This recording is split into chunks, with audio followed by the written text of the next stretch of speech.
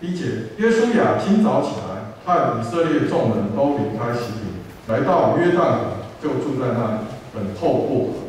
过了3天，官长走遍营中，吩咐百姓说：你们看见耶和华你们神的约柜，又见祭司利未人抬着，就要离开所住的地方，跟着约柜去。只是你们看约柜相离要量2千肘，不可与约柜相近，使你们知道所当走的路，因为这条路你们向来没有走过。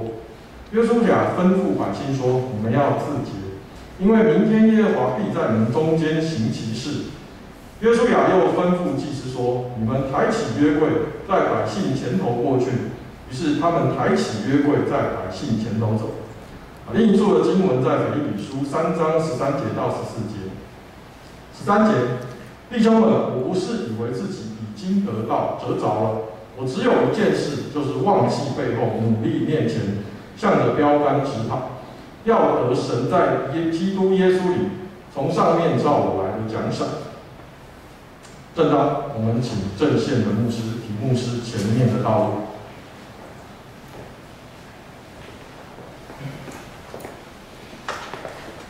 请问一下，我这样子后面听得到吗？听得到，可以。因为我不习惯拿麦克风，拿麦克风可能我就讲不完，讲不完你们也人家也麻烦，说还没有结束啊。好，我们低头祷告。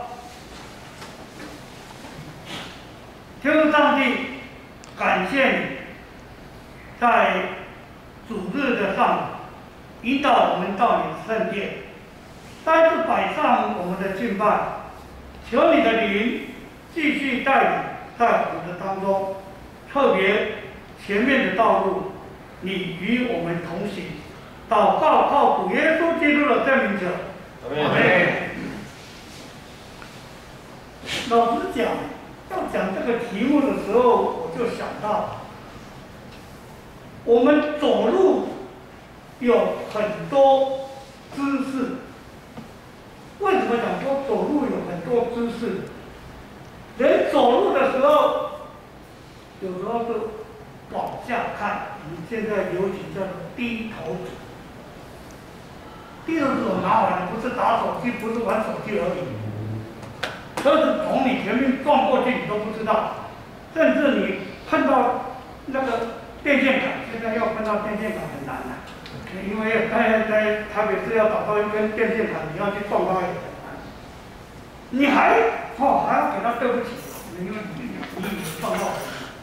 低头往下看，我们这种年纪老实讲，低头族不是在看手机。也不是说看下面有没有钱捡啊、救急啊。老实讲，我们这种年纪哦，为了10块钱、1块钱弯腰下去，等一下一荡起来哦，腰部又受伤了，都很麻烦。所以低头族走路往下看，很麻烦，很麻烦。但是你现在走路不看下面，你都要问掉，我很熟啊。建成教会从1楼到2楼啊，一共几个阶梯我都知道，我眼睛闭起来我都可以爬上去，可以下去，不一定，还是会闪失。好，往下看，还有一个往上看，看有没有天使跑过来，看有没有什么东西从上面掉下来，往上看。但是平常不管往下看、往上看，我们都强调一个叫做平视往前看。当过兵的人都知道，一定要挺胸看前面，仰眼直视平视。人跟人在讲话的时候就是平视，你有没有看？不管我帅不帅，你都要看。现在问题来了。现在因为疫情关系都戴口罩，一堂讲完我下去，他们在准备要聚餐的时候有一个会，我说平安，我一看还好我认识他，要不然真的只剩下2个眼睛了，我也不认识他是什么。我说平安，我们做牧师的常常在马路上被人家讲我说平安。完了，我要先想一下，手抓头我要想一想哦。电请的委员、民权的会员，还是赤峰街的会员？我想一下了，因为感觉我某书别人就是他认识你啊。我不好意思，我忘记你的名字，真的我忘记了。哎，我们常常这样子，不知道被人家问。那这样子的话，不管你行事，不管你走路，你是怎样的姿势，我们都往前看。今天的题目是前面的道路。下个礼拜就2月，明天开始2月1号，2月在11天，除夕了，过年了。请问你记得吗？去年现在已经农历年结束了。去年是1月24号农历年，1月24号今年已经过了，所以我们整整已经过了1年。2020的疫情实在严重，严重到不行。我记得去年我退休5年了，有一次要到一个教会讲道。3个月前我就把题目、圣经节、投影片全部都给他。2个礼拜前，忽然教会的干事打电话给我，郑牧师，你确定2个礼拜以后要来我们教会讲道的公司？我以为他提前作业，要给我再考梦一次。我怎么了？我们的牧师讲，他自己讲道就好了，你可以不要来。为什么？因为我们从头到尾做礼拜只有4个人，哇，那么大的教会怎么4个人？前面一个在操作视讯的录影，一个司礼，你讲到另外一个司琴，我不讲那个司琴一点成就感都没有，从头到尾4个人，牧师又不会唱，司礼也不会唱，只有他自己弹，自己唱，4个人，所以。那个时候，去年4月、3月很厉害，几乎100个以上的场所都要用视讯，不能做礼拜。不管你有没有睡下去，你就不能做礼拜。所以他通知我说：“你可以不要来。”我第一次被人家打枪说没有，真的，我叫我不要去做礼拜，那我都没办法。帮你赶快给那个单位，因为我是代表一个单位去请他报告，那你赶快给那个单位讲，不是我不去哦，是你们说因为疫情的关系，今天还好，我们还可以坐在这里做，虽然我们有烟花做，有这样有规定。去年我去一个教会讲道也是这样，我早上第1堂我就讲说，虽然我有问你们的牧师说。讲道的时候可不可以拿下来？他说可以，因为你跟我们距离有社交距离，可以拿下来。但是我已经习惯，现在讲道要戴口罩，因为去年有一次就是这样子去做礼拜，他讲道，全部都挂口罩，然后进来也有量体温还有洗手。那个讲道的时候，我给他讲说。请问我可不可以把口罩拿下来？下面一个会马上举手，不行，我也不认识他，因为我们都戴口罩，只有你没有戴，所以你最危险。说的也是，只有我没有戴口罩，而且我还把细菌传给他们，这也危险。所以从此以后我就戴口罩，讲到我就戴口罩。那我连问都不问了，我就去另外一间教会做礼拜的时候，我也是这样，司礼也戴口罩，大家都戴口罩。但是听说了，很多教会是司礼跟讲员可以拿下口罩，结果我也是戴口罩，然后结束了。这次是司礼给我讲。老师啊，你来他差不多哎，我什么意思？我在等你把口罩拿下来，我就可以跟着你把口罩拿下来。完了，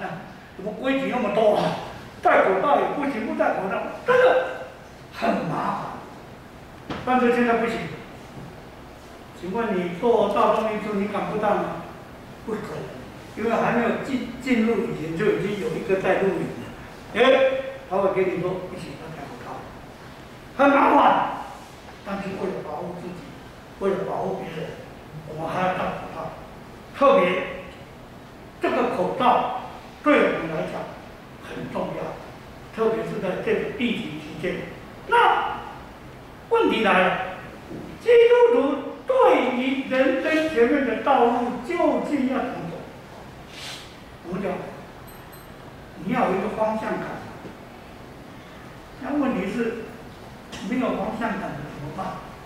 有的人没有方向感，简单啊 ，Google 啊，导航啊，但是 Google 导航会把你带到山上，不像其他的人抓到黄毛波一样。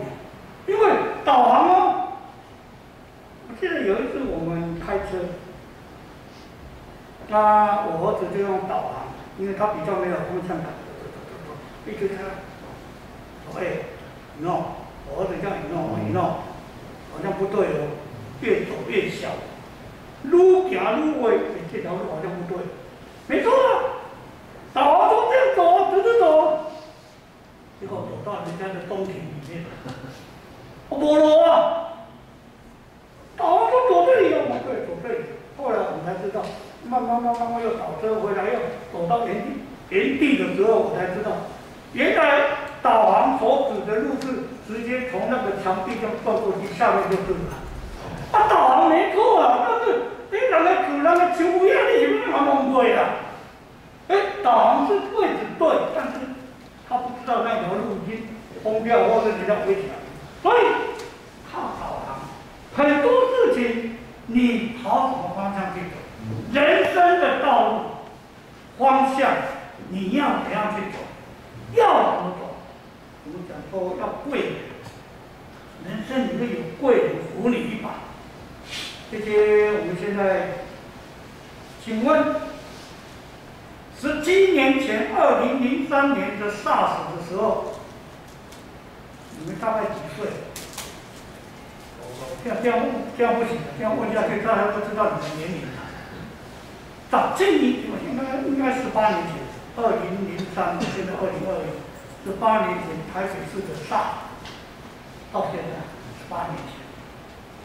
第一次台湾，特别是北部那个SARS，严重的不得了。那时候有一阵子，大家也是没有口罩不行了，戴口罩，消毒了怎样？但是那一次的SARS，好像只有北部，也没有到全世界，从大陆那边、广东、香港这样进来而已嘛。所以就是我们没有少部分，但是这次的 COVID-19 这种新肺炎，哇，全世界好像还没有结束，所以朝什么方向，若有困难怎么办？要靠什么力量？基督徒碰到困难，第一句话我们的反应都是为什么？为什么？我想到那个，每次都是我。教会要抬东西，喂，南生过来，我知道子晴，我认识他，子晴你最高，你手举了就到，是怎么举也举不到，我说每次都是我，为什么？为什么？这样的反应，这是靠什么力量？用什么态度？我们讲态度很重要，态度对了，你的方向就对了。态度会决定你的深度，轻多高，你的深度。所以你态度不对，人与人之间最怕的是什么？你跟人家在关系的时候在对话，他两眼没有看，他在低头，他在看旁边，他在怎样？态度一看就知道态度不对。刚才我们敬拜团开始在唱的时候，有一首歌真的很棒，《恩典之路》，一步又一步。他不是说一到也不说一脚步就步一步，神的带领，恩典之路。所以用什么态度？今天通过耶稣雅记这一段经文，我们一起来思考前面的道路。所谓前面的道路，第一个，正确人生的方向。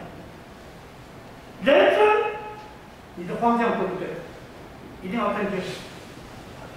请问，我们常常讲说，人生就走在十字路口。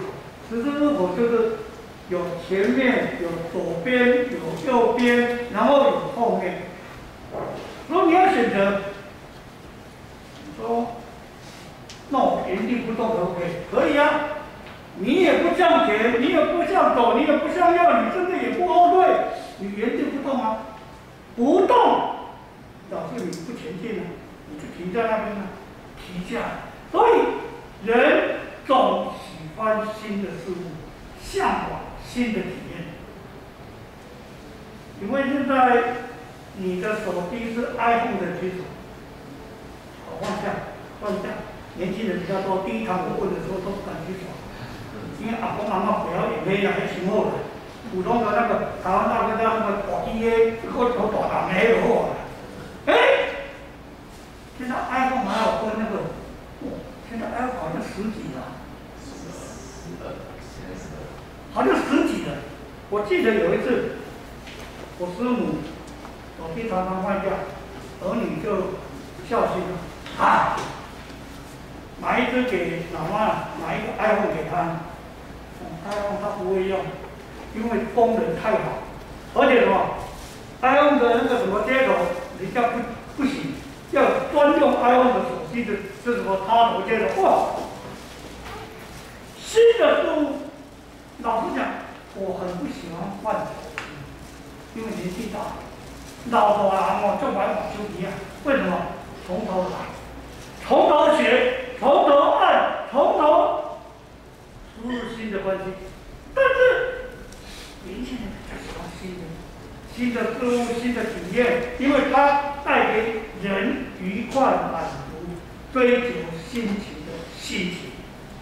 新的心情愉快。请问有去西门町参观那个什么唐吉诃德的店的人举手？哎，你们都没有去哦？哎，你们真的很快，真的很快。嚯，那不得了，开幕都有那个半夜就在那边排队的。为什么不能出国啊？不能出国，去到那边也好，那个日本的东西啊，哎，人就是喜欢这种新的，然后去好奇，甚至说去体验一下。好，那什么叫正确的方向？所罗门王在《传道书》第1章第9节，他讲过一句话：“日光之下，在太阳的光之下，没有新的事。你根本没有新的改变。”所以每天都一样。所以说，人生不过是一些事情在重复。请问？有写日记的举手，应该不会，因为你举手，我才会很讶异。你会写日记，真的我很讶异。写日记的时候，我们通常是怎样？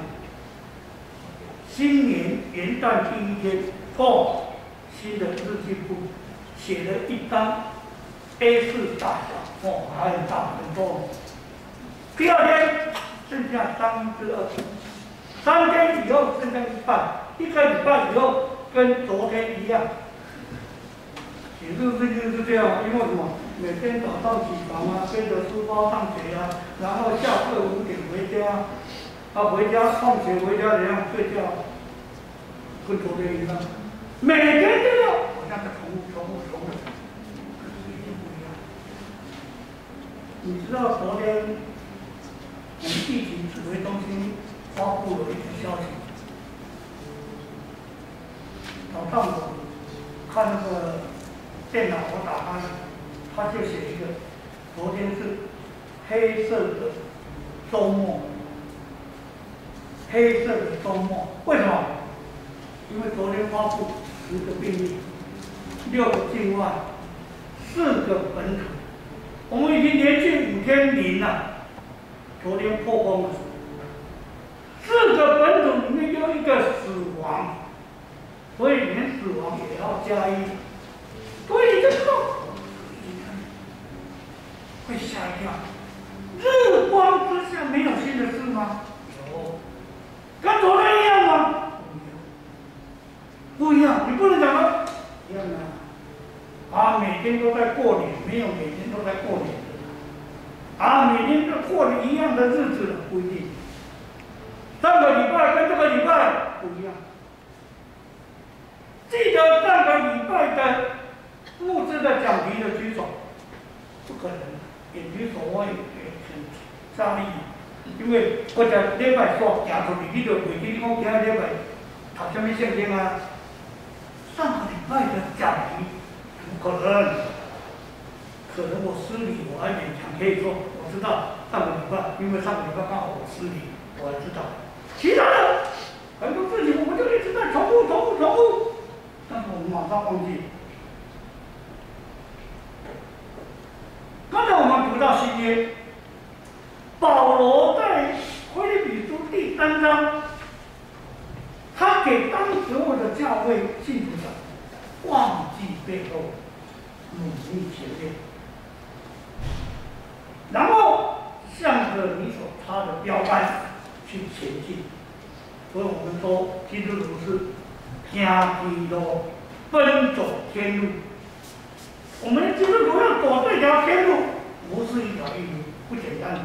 主耶稣说：“若有人要跟着我，要背他自己，不是背别人的，背他自己的，要背自己的十字架来跟耶稣。”所以基督徒的人生就是走天路，随着耶稣的脚步，因为他前面在引导我们。所以第一个，你一定要有正确人生的方向，你才可以向前走。第二个，你要有人生的方向以后，你的力量，你的仰望从哪里？从上面来，说仰望上帝的带领。我们会读到那个诗篇里面121篇，当时的诗人讲：“我的帮助从哪里来？帮助是从天上的耶和华上帝来。耶和华上帝来，就表示人生好像在走迷阵，会遗失了，会迷路了。你们有时候去玩那个游戏，或者到游乐园里面去有那个迷宫，迷宫有的人进去走不出来，真的走不出来。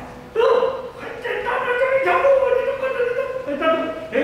没有路了，向后转，或者向后转，迷阵，人生常常碰壁，走不到前面的路，因为被挡了，所以需要时时刻刻仰望上帝，得到正确的指引。指引就是指示、带领、指导，然后你要有人帮助你，扶你一把，然后拉你一把。所以人生在迷阵、迷失的当中，需要主上帝与我们同在。当时以色列人从埃及出去，我们说出埃及，到所应许的那个迦南美地，走多久？40年。走40年，很久。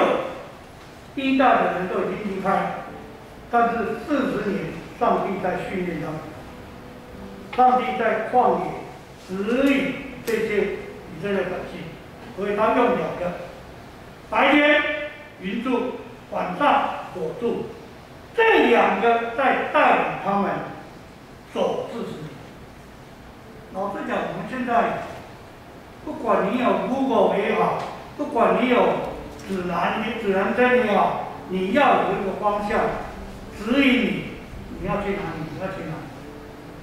请问你不知道目标，你搭计程车，你上去，司机已经问你，请问去哪里？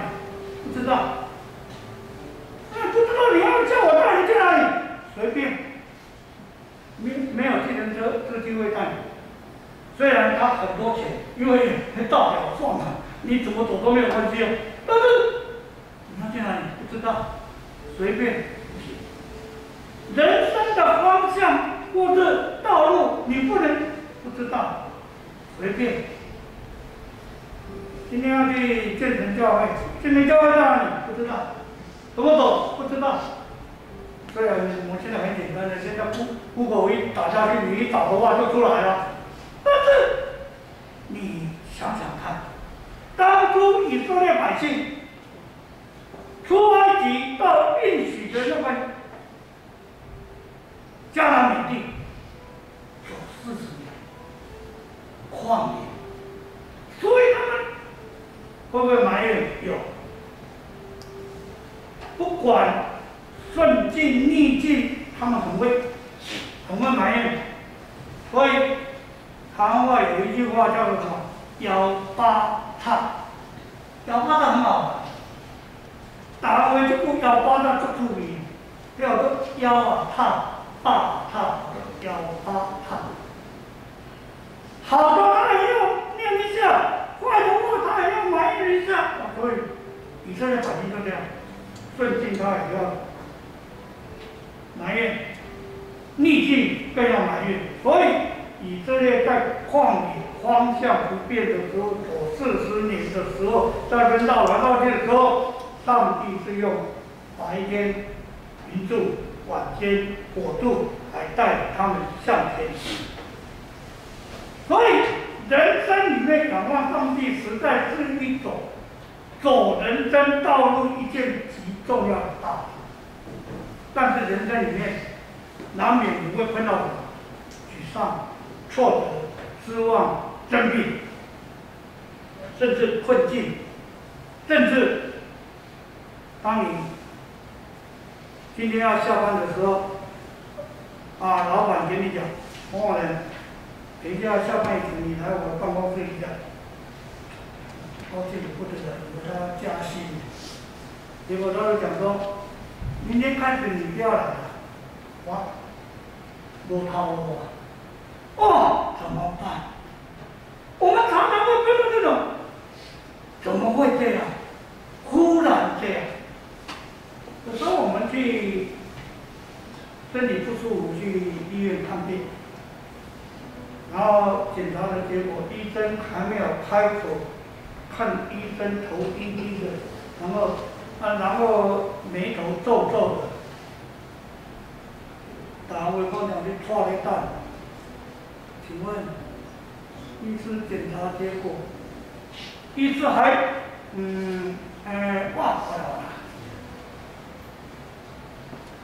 你还有3个月，哇，3个月，晴天霹雳，哇！一下，人生，我才几岁，你人生只要3个月，所以你会生病，你会失望，你会沮丧，甚至会挫折。我在教会侍奉，我有敬拜，我有奉献，我有祷告，我有赞美，怎么我会这样？我马上，为什么？为什么？这种。你在沮丧的时候，你失望的时候，你在问上帝的时候，你要有得到勇气跟力量的来源。以赛亚书第40章31节，以赛亚书上面讲说，你要重新得力，你要像老鹰展翅飞腾，你要从上面得到上帝的力量，你就可以重新得力，你会展翅高飞，力量的来源。那今天的旧约里面有一个很重要的代表意义，就是走在众人面前的约柜。当时耶稣亚率领以色列百姓要渡过约旦河，进入迦南地的时候，老一辈的以色列的人，他们经过摩西带领他们过哪里？过红海，有没有？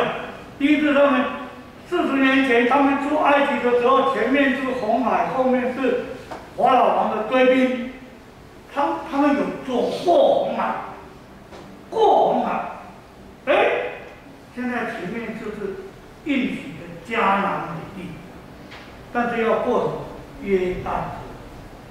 老实讲，你们有去以色列的人，或者你看你地图你看一下，红海跟约旦河不一样，红海比较大，约旦河比较小。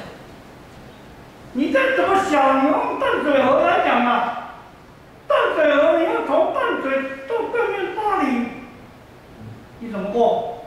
坐船啊，要不然坐车子啊，到关渡大桥到那边啊，你总不能说聊楼梯啊，你要看看啊，你走下去看看啊。河呢？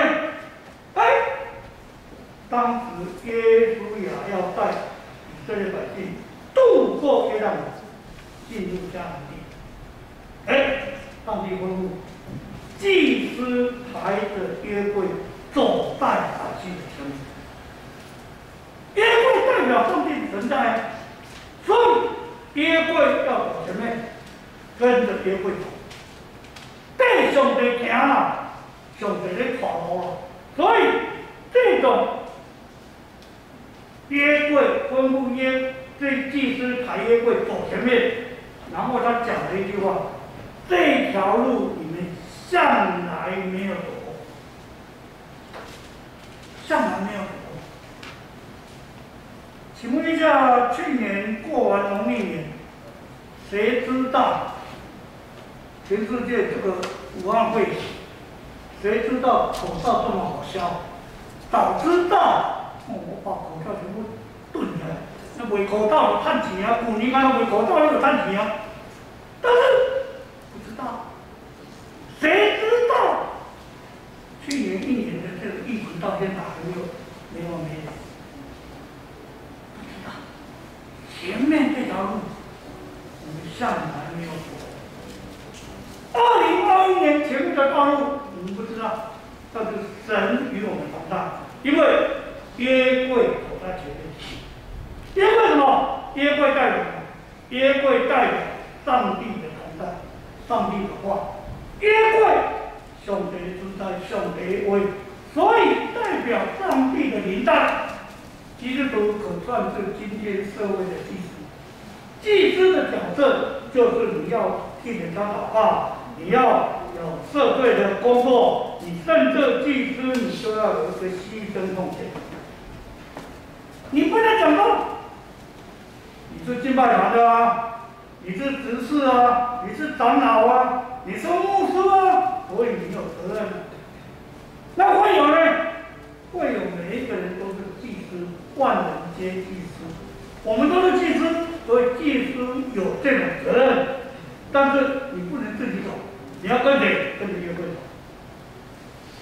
祭司抬着约柜在前面走。今天我们可能是牧师长职在前面带着我们走，我们就跟着走。所以象征一个什么？基督徒秉持上帝的道，引导社会的风气潮流，甚至人生的方向。我们讲说，基督徒今天在这个时代做光做盐，你就要做一个引导作用。你把社会整个风气，我们就带领整个社会风气。所以教会一样，你做一个基督徒，你表现出哇，好的不得了。你们今天来这里做礼拜，然后回到家里，你有自己的家庭，你有学校，你有你的职场。隔天有人家，某某人，你最近怎么都不一样？没有啊，因为我从去年开始我就去教会做礼拜了。我去教会洗礼了，我去教会参加团契了，我去教会聊，教会的生活、信仰的生活可以改变你、转变，然后你会影响家人，你会影响你的同学，影响你的同事，影响你的整个社会。所以你基督徒是一个祭司的角色。那今天基督徒学习的榜样，就要像律法书里面所讲的这些，你要有一个代祷赎罪，甚至你是牺牲奉献，你会一个，你把整个基督徒的方向带到正确的路上。所以，通过今天早上这2段经文，耶稣也没有吩咐约柜在前面，我们跟到后面。人生一定要有正确的方向，仰望上帝的带领。结论来讲，成为这位祭司，你要抬着约柜摆在众人前面，走前面的道路。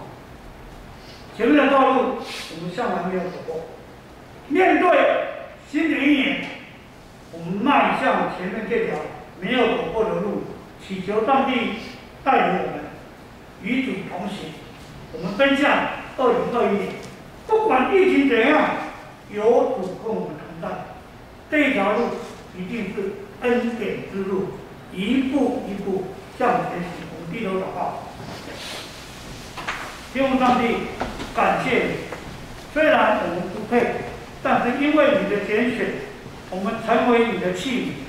我们在市农工商上面，我们做光做盐。求主你继续带领我们前面的道路，引领前面的道路，使我们可以把社会、把家庭、把我们一切都带往正确的道路。祷告靠主耶稣基督的圣名求，阿门。我们一起起立来唱回应诗，祈求主引领我们前面的道路，即便是我们向来没有走过的道路，但也有主陪伴着我们。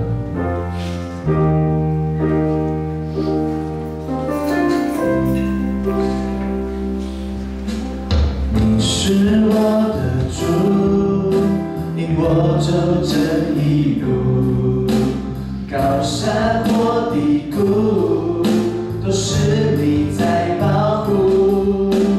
万人中唯独你爱我，认识我，永远不变的应许，这一生都是祝福。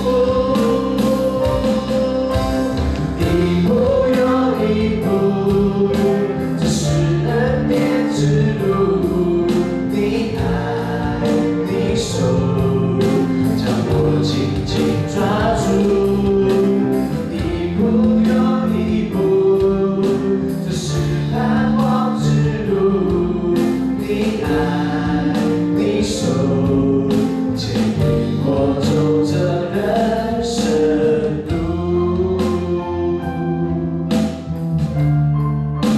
说不管在高山或低谷，都有主你在保护着我们。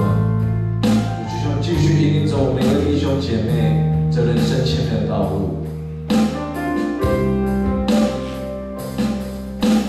你是我的主，引我走这一路，高山或低谷，都是你在保护。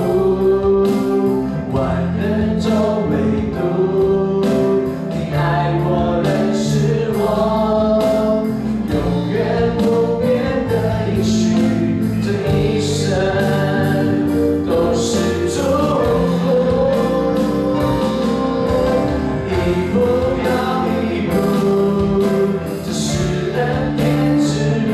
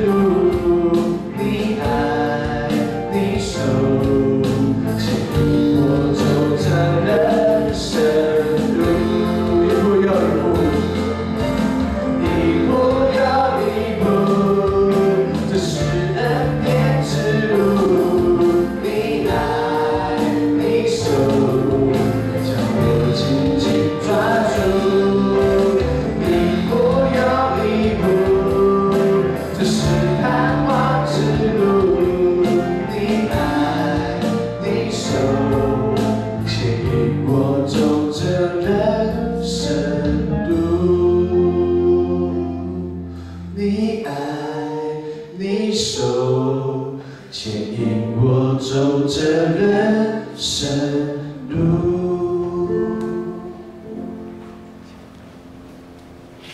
我们一同领受上帝的祝福。